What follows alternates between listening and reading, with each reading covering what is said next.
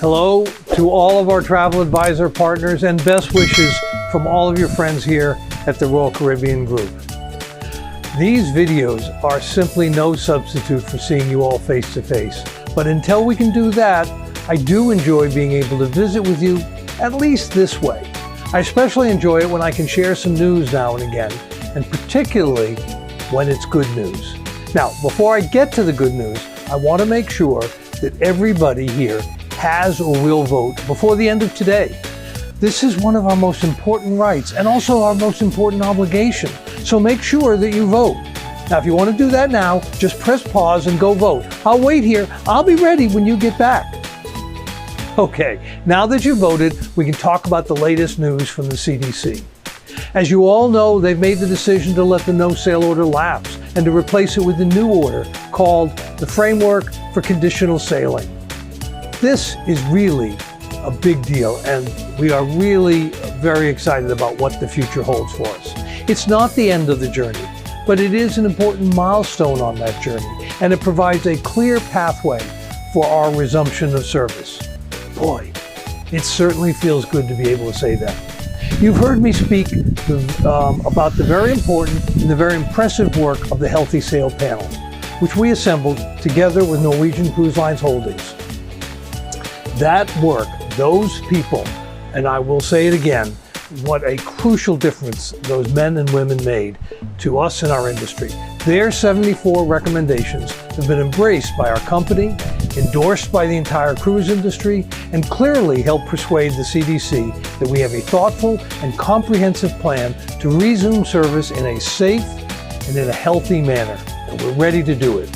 Indeed, the plan's main goal was to define a way to make a cruise ship a healthier environment with less risk of disease than Main Street USA. The focus of our industry right now is on delivering against that goal, not just in theory, but in practice. Now, it's important to remember that this new order sets forth a framework for resuming service, but it will require a lot of work to actually restart operations. It will take some time to go from where we are to our first commercial sailings. I can't wait, but it will take some time because the order calls for a lot of details that will need to be specified, clarified, or adjusted over the coming period. We and the CDC have both committed to devote the time and the effort to finding the best way to do that cooperatively, constructively, to realize our common goal of restarting cruising here in the USA in a safe and in a healthy manner. Logistically, I envy some businesses for whom restarting is not much more complicated than driving back to the store, opening up the doors, and turning on the lights. For us, we have a number of steps that we have to take. We have to train our crew in the new procedures, and we have to get them safely back to our ships. This includes having every one of them take multiple COVID tests before they leave home and after they arrive to their home port, and then engaging in a quarantine period after they've done all the testing. We have to reposition our ships, update their certifications, provision them, make physical modifications to support the physical distancing, and upgrade the medical care on board. And most significantly, we are committed to, and the framework calls for, a series of trial sailings where we will road test all of our new protocols using employees and other volunteers to stand in for guests. At every step of the way, we will be making tweaks and modifications to make sure that things run smoothly. Then, by the time we welcome guests back on board, we should have everything in place to operate safely, and this is very important, still deliver all the elements of an amazing cruise vacation. Then, we'll continue to tweak the product, as we always do, to take advantage of new knowledge and take advantage of new technology. We will continue always to make the cruise safer and continue always to make the experience even better and more memorable for your clients. Unfortunately, as excited as we are to have this pathway to restarting, even this path is a slower road to normalcy than any of us would like. We know how eager you all are, and we all are, to start selling cruises again after an exceedingly painful 7 months. We too want that slow part to be as quick as we can make it. But we are significantly closer to resuming service than at any point since March, and we are so much better prepared for that moment than we have ever been. We also have to take note of what is happening in the society around us, and that is the big surge in COVID cases around the world. We're seeing that in the US, where the number is now running in the range of 100,000 confirmed new cases every day.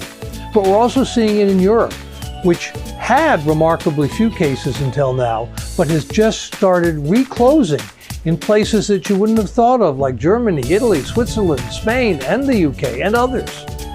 This surge, which is probably a second wave, has been predicted from the very beginning as we enter the cold and flu season. But while this peak may be horrible, there are also strong signs that this may be the virus's last big surge.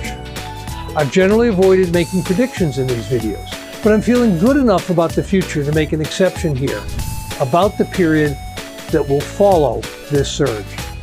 I have 4 reasons for my optimism: masks, testing, therapies, and vaccines. First, more people are wearing masks, and masks are very effective in limiting the spread. One estimate puts usage at 75%. If we all wear masks now, we won't have to wear them as long later on. 2, at the same time, testing is undergoing extraordinary improvement in speed, cost, and ease of use. Testing is one of the most effective ways to limit the spread, and it allows for more effective contact tracing. Third, the progress in treatments has been phenomenal, with more new therapies becoming more widely available almost every day.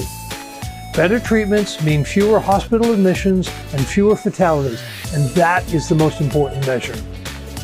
Lastly, through technology, the progress on vaccines has been unprecedented. It's still going to take a while for enough vaccine to be produced for everybody, but there will be enough early production to protect the most vulnerable amongst us.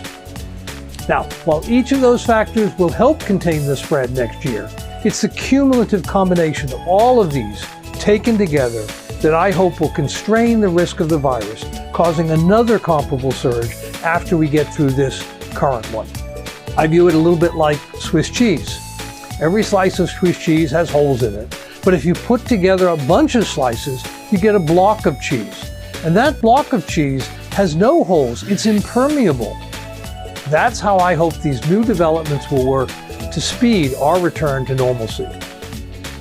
Our industry has suffered over the long 7 months, but now we finally have a pathway forward. We have an opportunity to take advantage of the special expertise that we have obtained. We can take advantage of the lessons that we have learned and take advantage of the science and medicine. And finally, we can take advantage of the unique characteristics of cruise ship that create something special and safe. We greatly appreciate the new order from the CDC, and we're looking forward to working with them to bring back cruising in a way that makes our guests safer than in their hometowns. Our industry is strong, and our partnership with all of you is resilient. We'll get through this as we have in past crises, together. And now, remember, go wash your hands and tighten up that mask. We had new protocols, you know.